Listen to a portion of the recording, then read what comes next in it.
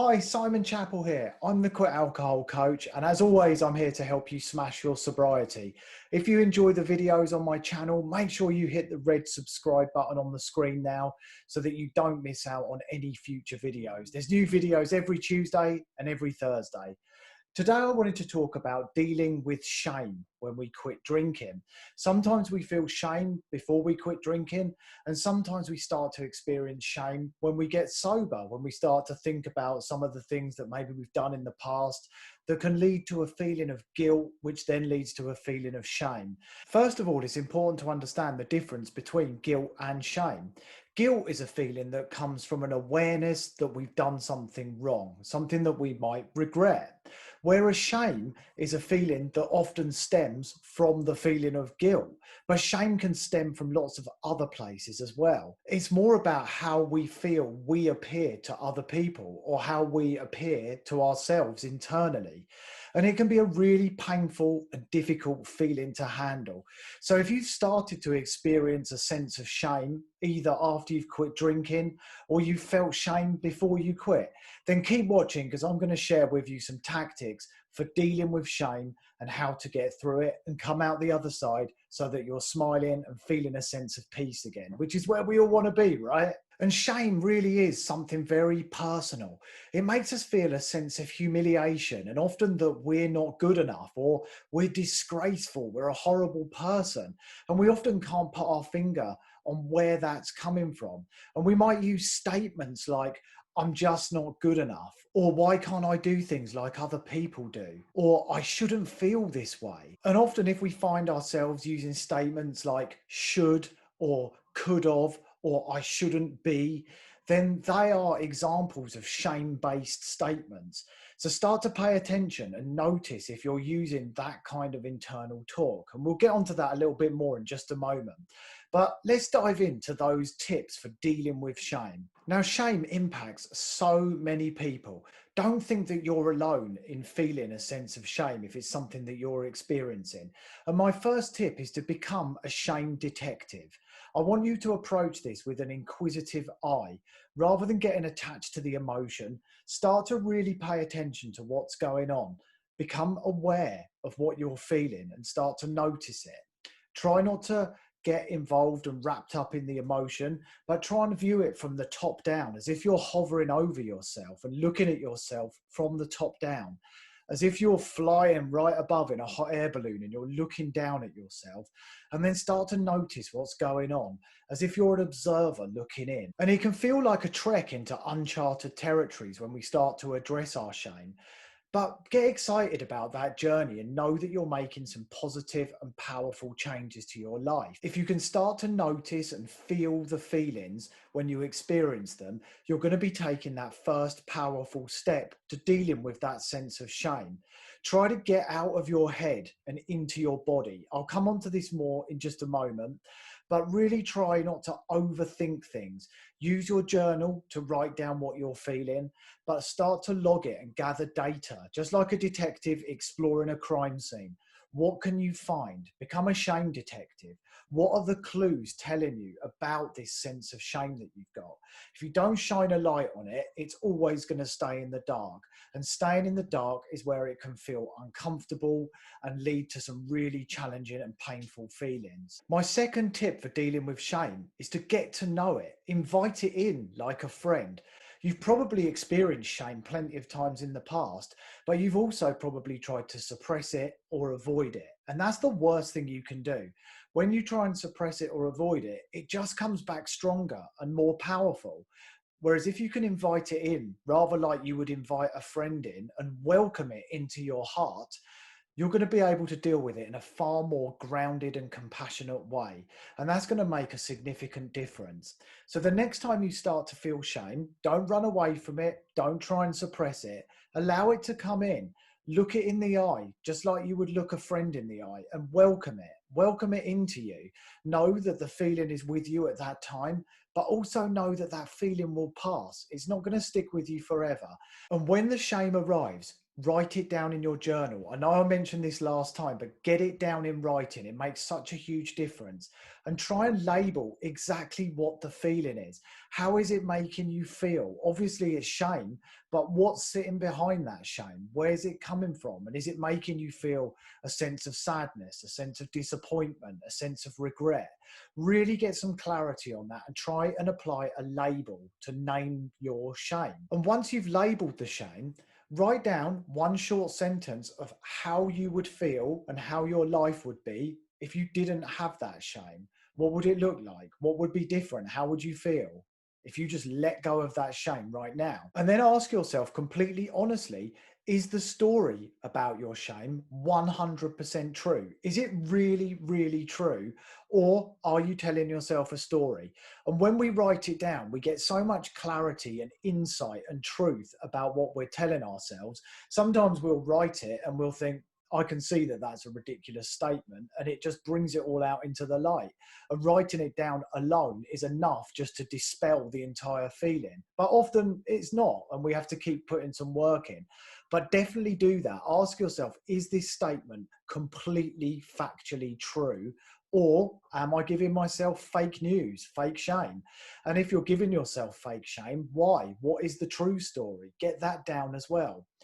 And sometimes, as you're doing this process and writing it out, you might find that there are certain things that you feel you need to make amends for. You might need to apologize to somebody. You might feel guilty about something you've done, and you can easily remedy it by way of saying sorry or by way of putting something right. And sometimes you can't. Sometimes it's not possible to say sorry or not appropriate. But if you feel, as you're writing this down, that actually making amends would absolutely deal with it, then do what you need to do. So take any action that's appropriate as you're writing this down, and try and put your shame into a statement. For example, mine might be, when I'm rude to people, I feel guilty and I feel shameful. And you might want to try the tactic recommended in the book, Loving What Is, where you reverse the statement. So a statement like, when I'm rude to people, I feel guilty and shameful, might become, when people are rude to me, I feel guilt and shame. Or it might be, when I'm polite to people, I feel no guilt and no shame. Often reversing the statement can give us some big clues and some big signposts to what it is we need to change or what it is we need to work on. But don't expect a direct, immediate answer. Often we have to scratch the surface of the reverse statement. But by putting your shame into a single sentence statement, you can then write down the exact opposite and you can discover what that is telling you. And it can be a really interesting process. As I say, sometimes you need to dig quite deep to recognize what that reverse statement is telling you or what it is you might need to work on. And sometimes it might leave you a little bit puzzled. Sometimes it sends you directly to a very, very straight answer. It's an interesting process. And I would recommend reading the book, Loving What Is, if you wanted to explore that process a little bit further. It's a 4-step process for turning your statements around and finding the truth in the stories that we tell ourselves, and making sure we're only focusing on the things that we can control, not getting involved in other people's business or getting involved in things that we simply can't change. And I think that could be a great help for anyone that's experiencing shame. My third tip for dealing with shame is to look at the story behind the shame. In my experience, many feelings of shame can come from things that happen to us in childhood. And I know I talk a lot about childhood emotional neglect and childhood trauma, but it's often the case. If we were shamed when we were children, or our parents or our siblings embarrassed us in front of other people and made us feel shame when we were younger, we can carry that forward into our adult lives. Now, of course, that shame does not serve us in adulthood. And it's also not the story of who we are now, but we carry it forward. We hang on to it. And if you can get some light on what that story is, you can make sense of it and you can deal with it. You can move past it. So I would urge you to look at what the story is behind your shame. Again, you're going to want to use a journal for this and you're going to want to write it down. But can you remember times in your life when something triggered you in the same way that you're feeling those emotions right now? What might that be? Were there episodes where you felt shame when you were younger? Have a closer look at that without any judgment, being really compassionate and kind to yourself. and just notice. I mentioned being a detective earlier. Become a detective and take a closer look at what the information is telling you, and write down where you think your shame may have stemmed from. And believe me, this does not need to define you. It might just be a small part of who you are right now, but you can absolutely change it. And if you listen to the rest of the tips in this video, I'm confident that you can move to a place where shame no longer exists in your life. My fourth tip for dealing with shame is to become really aware of negative self-talk. It can be so easy to use those shame-based statements with our internal self-talk, and that can be really negative, and we can end up convincing ourselves that those stories are 100% true. We believe our internal negative self-talk, and we enter this spiral of shame, and it goes on and on. But when you start to become aware of negative self-talk and you catch yourself doing it, that is a big step towards eradicating shame. Start to notice when you're talking negatively to yourself. Start to think about how you would talk to a friend. You certainly wouldn't talk to them in the same way. Or if you've got kids, how would you talk to them? I bet it wouldn't be that same sort of language that you're happy to use with yourself. There's a video about negative self-talk on my YouTube channel. If you want to explore that further, I recommend watching that video, but start to pay attention to your own negative self-talk. My fifth tip for dealing with shame is to get really honest with yourself. You could even set some time aside for honesty practice. You could put it into your diary each day, maybe 15 minutes of honesty practice where you sit in front of a mirror on your own and you're just completely honest and open with yourself. Again, you might want to use your journal and just get used to being really, really honest and looking at the absolute truth without any false stories or negative talk that's not true. Get completely honest and realistic. And the more honest you become, the more authentic you will become. The more authentic you become, the more confident, the more true to yourself you are. And the more true to yourself you are, the less shame you're going to feel, because you're going to get used to this sense of complete honesty and just being okay with who you are. And you start to discover the beautiful person that you've been the entire time. And that's an amazing thing. And as you do this and become more honest, you open your heart.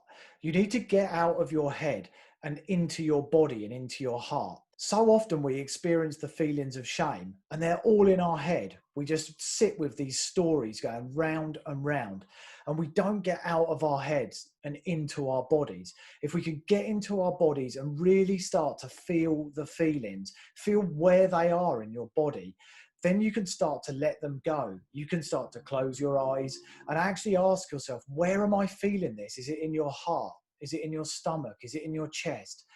And then you can breathe in and breathe out of that area and actually breathe into where you're feeling those feelings of shame, instead of just keeping them stuck in your head, spinning round and round and round in this negative loop of destruction.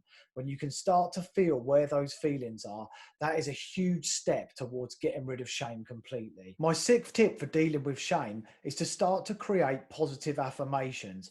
As you're feeling the shame, write down some positive statements. And it could be that it's okay to feel these feelings. I am who I am, or I'm absolutely worthy. And it's okay to feel these feelings.